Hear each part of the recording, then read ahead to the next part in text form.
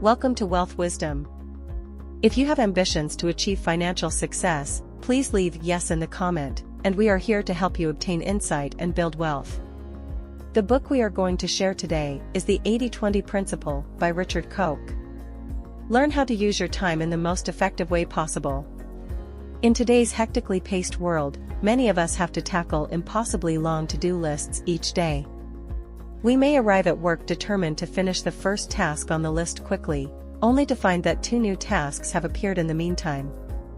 Similarly, companies find themselves inundated with complexity, trying to serve several markets with immense multitudes of different products, juggling all of them like a clown at a circus. In this chaotic environment, it is more important than ever to know what is truly essential. That's why it is crucial to understand the deceptively simple, but immensely powerful 80-20 principle. This seemingly universal imbalance between effort and reward will help you use your time at work more efficiently.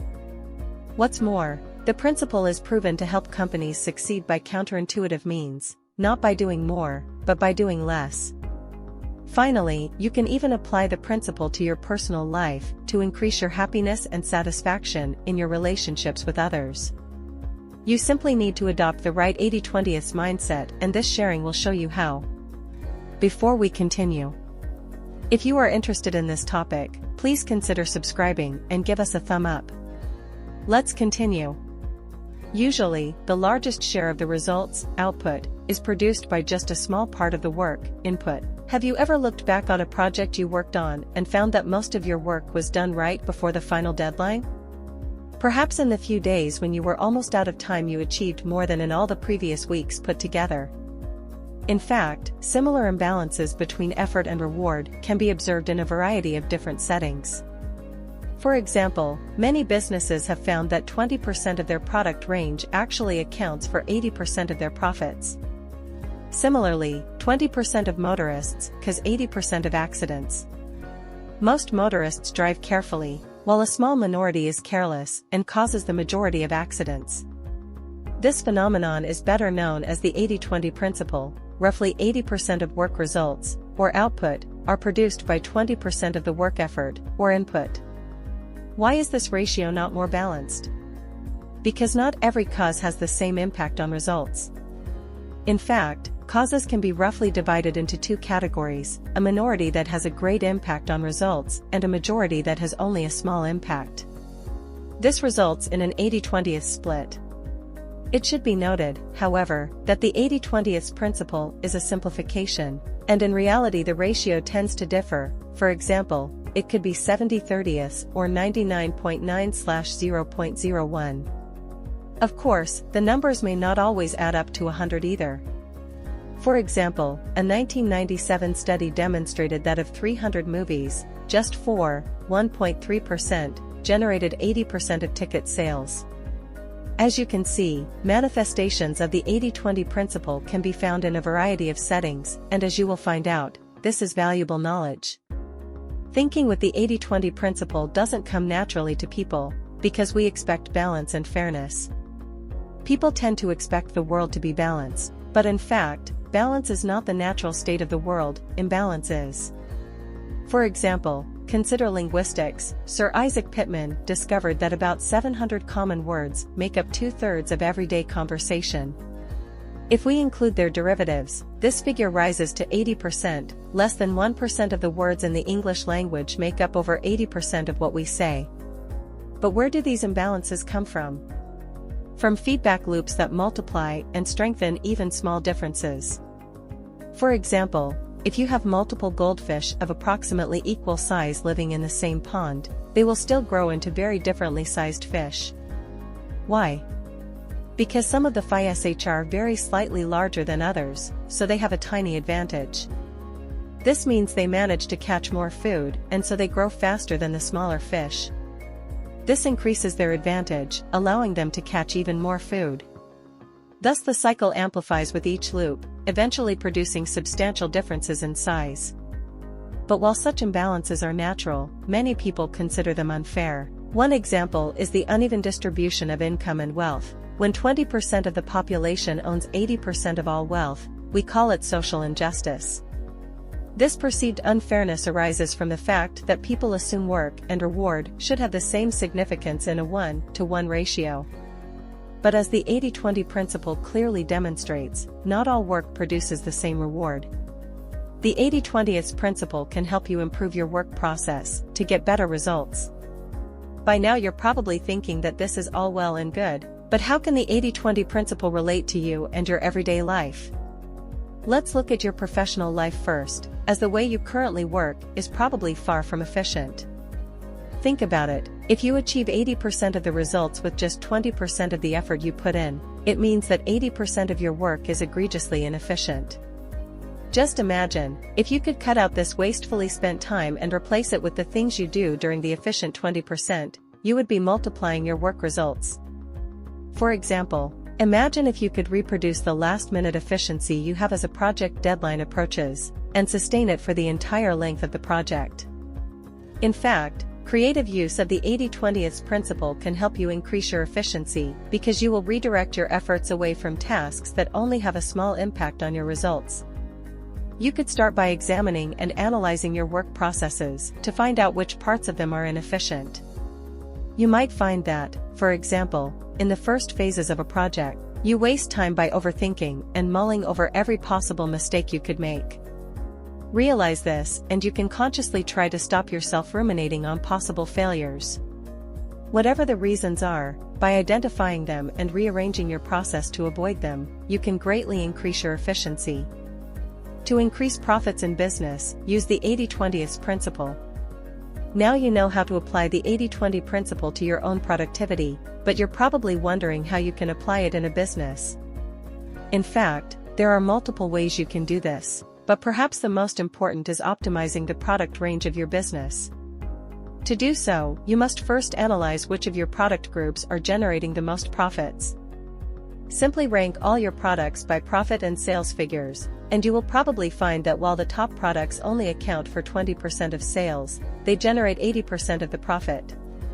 For example, the author conducted a study at a company producing electronics and found that the top 3 products accounted for 19.9% of the total sales, but brought in a whopping 52.6% of total profits. Once you have identified the 80-20 split in your company, the second step is to leverage and amplify the potential of that profitable 20%. Prioritize these products and focus your resources on selling more of them. At the electronics company, the author encouraged management to raise the sales of their top products by telling salespeople that their only goal was to double the sales of those 3 products, ignoring everything else. Simplify and reduce complexity in your business to succeed. As everyone knows, big companies are often very complex. This means managers must be adept at managing complexity, and they often even enjoy the challenge and intellectual stimulation it provides. But is accepting or even inviting complexity really the best way to become a successful company? Most people believe that size and a broad product portfolio are advantageous for a company, because the more products a company sells, the more profit it is supposed to generate. But in fact, internal complexity has huge hidden costs. A broad range of products requires, among other things, more complicated logistics, more training for salespeople, and a lot more administrative work than a narrow range. These factors increase the overall cost to the company, possibly even more money than the additional products bring in. On the other hand, simplifying your business reduces costs.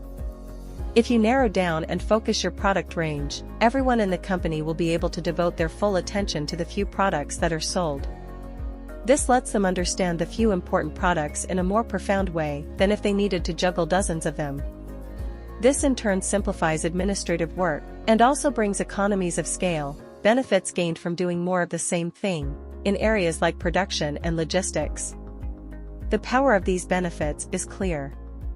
For example, a study of 39 medium-sized companies found that the least complex ones were the most successful. They sold a narrower range of products to fewer customers and also had fewer suppliers, which resulted in higher profits. Clearly, by simplifying your business, you can reduce costs, and thereby increase your profitability. You can apply the 80-20 principle to any aspect of your business, from negotiating to targeting marketing efforts. Now you know how you can apply the 80-20 principle to narrow your product range and increase profitability. But what about all the other areas of business? Luckily, the 80-20 principle is so versatile that you can use it in virtually any area or function of business to increase the likelihood of success. For example, negotiations are an important part of any business, whether it's with customers, suppliers, or partners. Typically in a negotiation, the points to be discussed are often well prepared in advance, but there are far too many of them. An 80-20 analysis would probably reveal that only a few of the points actually really matter to your company, so you should focus on winning them rather than trying to argue for all points to go in your favor. Another example of putting the 80-20 principle to use is in targeting your marketing efforts. If some 20% of your customers generate 80% of your business, you should concentrate on identifying them and convincing these customers to keep buying. After you've identified the customers, ensure their loyalty by providing outrageously great customer service. Then, when you're developing new products or services, solely target this 20%. This will allow you to increase your market share while selling to these same customers. For example, consider Nicholas Barsan, one of the top real estate brokers in the United States, who earns over $1 million in personal commissions each year. Over a third of this amount comes from repeat customers who resell their houses, so clearly his focus on keeping his best clients happy is a profitable strategy. It should be clear by now that the 80-20 principle has near universal applications in any business. Apply the 80-20 principle to your daily life by changing the way you think. As you saw in the business examples, the 80-20 principle is normally applied by analyzing which 20% of inputs generates 80% of outputs. But in your daily life, it is difficult to perform an analysis like this. This means you need something else, 80-20 thinking. Conventional thinking is linear and assumes that all causes and inputs are equally important. For example, as children we are taught that all of our friends are equally valuable to us. In this scenario, 80-20 thinking would acknowledge the fact that actually not every relationship is as valuable. Some of our friends are more important than others, and the relationships we have with them are more meaningful. You could say that 20% of your friendships produce 80% of the value, meaning, for example, the feelings of joy and camaraderie that you get out of those relationships. The key difference between an 80-20 analysis and 80-20 thinking is that the analysis would require you to collect data and analyze it to find out who the most important 20% are, while in 80-20 thinking you merely estimate them. Here, the value of your relationships clearly can't really be measured in absolute numbers, but you can always ask yourself, of the people in my life, who are the most important to me? How much quality time do I spend with them each week? This kind of question will help you understand which are your most important relationships. 80-20 thinking would then recommend that you go for quality, not quantity, and focus on deepening that most valuable, meaningful 20% of relationships. This kind of 80-20 thinking can be applied to many areas of life without the need for solid data. Spend your time on the most important tasks instead of focusing on time management. You're probably not a stranger to the concept of time management, often promoted by self-help books. The basic idea is to help you achieve more in the time you have, and this technique is proven to work. It increases productivity by around 15 to 25%. But there is an even better way to get efficient. In time management, the goal is to increase efficiency by fitting more tasks into a given period of time. It is aimed at executives who already have a busy schedule, and the first step is to categorize one's daily activities according to priority. This is where the problems start. Most people don't know which of their tasks are the most important, and wind up defining some 60 to 70% of their to-do list as high priority. The result? They end up with jam-packed schedules and longer working hours. Clearly, forcing even more tasks into an already full schedule is not a good solution, as you can easily become overworked and, in the worst case, suffer burnout. As an alternative, 80-20 time management or time revolution helps you to first identify the 20% of your tasks that produce 80% of the achievement, and then focus on them. For example, in his job at a consulting firm, the author discovered that his firm was more successful than others, but without any extra effort. Normally consultants try to tackle a whole range of issues for their clients, resulting in only superficial work, with the client being responsible for the implementation of any recommendations. In contrast, the author's colleagues focused on the most important 20% of clients' issues and used the time they saved to support clients in implementing recommendations. This approach helped them outstrip other consulting firms and increase their clients' profits. This kind of time revolution helps you to free up time without degrading the impact of your work. Achieve an overall better quality of life through broad use of the 80-20 principle. Most people define their quality of life by their overall happiness.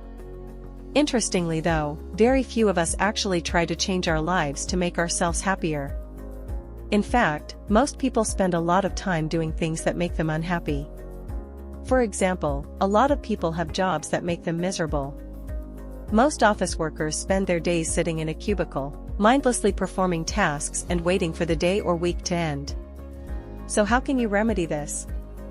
Quite simply, you should try to identify the distribution of happiness and unhappiness in your life and trace their causes before taking action to make a change. Ask yourself, which 20% of your life provides you with 80% of your happiness, and vice versa? Once you define the 80% of your life that creates very little happiness, it is time to take action. Simply decrease the time you spend doing those things. For example, if your job makes you unhappy, you could try to think of ways to change that. You could look at other jobs, try to redefine your existing one, decrease your working hours and so forth. But whatever you do, you should not resign yourself to working at a job that makes you unhappy for the rest of your life. Once you've managed to cut down on the things that make you unhappy, you'll find you have more time and energy to spend on things that do make you happy. For example, if you've decided to spend less time at work, you'll have more time to spend with your family and friends. Just think about what 20% of activities in your life produce 80% of your happiness, and try to find ways to spend more time engaged in them. You will have a happier life if you do. That's the end of today's sharing. If you like our content, please give us a thumb up and share it with your friends. See you next time.